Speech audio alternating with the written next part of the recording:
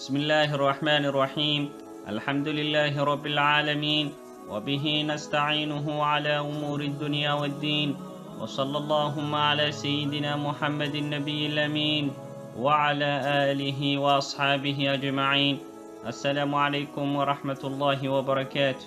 walaalayaal waxaynu soo bandhigi doonaa xadiid cajiiba oo nebigeenu calayhi salaatu wasalaam inoo sheegay inuu ruuxii ducada xadiiska ku jirta marka ilaahay subxaanahu wa tacaala ku barya alla waa ka aqbalaya dhib kastoo ku haysata noocay doontaba ha ahaato, warwaryo walbahaar ha noqoto, muruga ha noqoto, cabsi ha noqoto, ammaan darra ha noqoto, uruga iyo tiiraanya ha noqoto, calool xumo ha noqoto, caafimaad darra ha noqoto, dhaqaale yari ha noqoto. subxaan allah, dhib kastoo adduunyo noocay doontaba ha noqotee alla subxaanahu wa tacaala waa kaaga faydaya waana kaaga dulqaadaya. waa haddii aad rabbiga ku baridid ducadatan. talow ducadan cajiibkay waa maxay? talow ducadan la yaab kale waa maxay? nebigeenna inooga warramay, qur'aanka laftigiisuna wuu tilmaamay, laakiin ducadani waxay leedahay qisadaasaa bal markaa siday u soo aroorteen wax uga tilmaami doonnaa insha allahu tacaala. saxaabigii weynaa ee qaaliga ahaa ee sacd ibn abi waqaas radia allahu canh oo ka mid ahaa 10kii saxaabiya jannada hal mar loogu wada bushaareeyey ayaa wuxuu soo maray saxaabi kaloo weyn oo masaajidka jooga. waa cuthmaan ibnu cafaan dannuurayn, khaliifkii saddexaad ee muslimiinta. markaa wuu salaamay sacad oo salaantii islaamka ayuu ku salaamay, laakiin cuthmaan salaantii kamuu qaadin oo wax kale ayuu ku fakarayay ama meel kale ayuu fiirinayay. subxaan allah, arrintiiba markaa uu sacad ibn abi waqaas uu weyneeyey oo markaa arrin cajiiba bay ku noqotay, arrin la yaab leh. sidee baa markaa saxaabigaa weyne uu salaantii uga qaadi waayey? kadibna wuxuu u tegey amiirkii mu'miniinta cumar alfaaruuq oo markaa khilaafadii islaamka hayow madax u ahaa. wuxuu dhahay markaa cumar ibnu khataabow, yacni walaalkay cuthmaan ibnu cafaan ayaan salaamay, salaantiina wuu iga qaadi waayey, ee islaamkii maxaa ku soo kordhay? cumar ibnu khataab wuxuu yeedhay markaa cuthmaan ibnu cafaan. cuthmaan ayaa wuxuu ku yidhi, maxaad walaalkaa salaanta uga qaadi weyd? cuthmaan wuxuu yidhi, maadiga manaa kuba arkayba, miyaad i soo martay mise waad ii salaamtayba? wuxuu dhahay markaa sacad ibn abi waqaas radia allahu canh, waan kuu yimi oo waan ku salaamay. dabadeedna erayadii bay isku celceliyeen.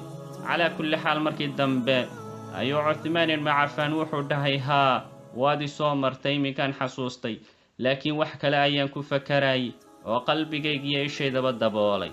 wuxuu dhahay, maalin annagoo la fadhina nebiga ilaahay moxamed sala allahu calayhi wasalam ayuu wuxuu nagu dhahay, waxaan idiin sheegayaa duco cajiib ah oo marka haddii aad ilaahay aad ku baridaan muslimiinay uu ilaahay idinka aqbalaayo ducooyinkiinna. markaa saxaabadii oo dhan waxaannu doonnay buu yidhi inaan ogaanno ducada tan la yaab kale, laakiin nin acraabiya oo reer baadiye ah ayaa nebiga calayhi salaatu wasalaam u soo galay oo mashquuliyey. kadibna masaajidka ayuu ka baxay. dabadeedna sacad ibn abi waqaas laftigiisii baaba yidhi, aniga ayaa garanaya ducadatan. nebigu markuu baxay calayhi salaatu wasalaam ayaa wuxuu idhi, ayaan ka daba baxay oo markaa gadaashiisii halkaasan labadeedii lugood dhulka ku dhuftay buu yidhi si uu nebigu u soo jeesto. nebigu wuu soo jeestay sala allahu calayhi wasalam. markaasuu wuxuu dhahay, yaa abaa isxaaq, ninkii dhalay isxaaqoo waa kunyadiiyo naanaystii markaa saxaabigan sacad ibn abi waqaas radia allahu canh. maxaad u baahan tahay buu yidhi. wuxuu dhahay markaa sacad ibn abi waqaas, rasuulka ilaahayow waxaad nagu tidhi waxaan idiin sheegayaa duco, haddii aad ilaahay ku baridaan ilaahay idinka ajiibay. wuxuu dhahay nebigu calayhi salaatu wasalaam, ducadaasi waxa weeye waa ducadii uu ku ducaystay walaalkay nebi yuunus calayhi salaam markii uu ku jiray 3 mugdiyaal ee uu kalluunka hoostiisa ama calooshiisa uu ku jiray, ee 3 mugdi, tii habeenka iyo mugdigii badda iyo mugdigii caloosha kalluunka. subxaan allah. muxuu dhahay markaa nebi yuunus calayhi salaam markii uu ducaysanayey, wuxuu dhahay, fanaada fi ظulumaati an laa ilaaha ilaa anta subxaanak innii kuntu min aldaalimiin.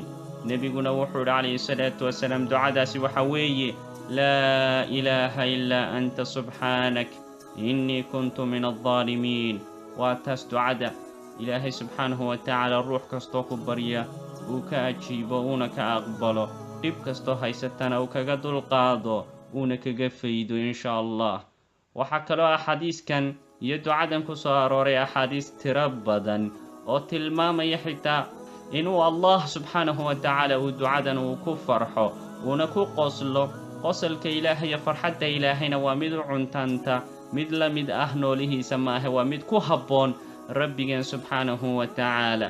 sababtoo ah ilaahay waxa weeye laysa ka midlihi shay-un wa huwa samiicu lbasiir.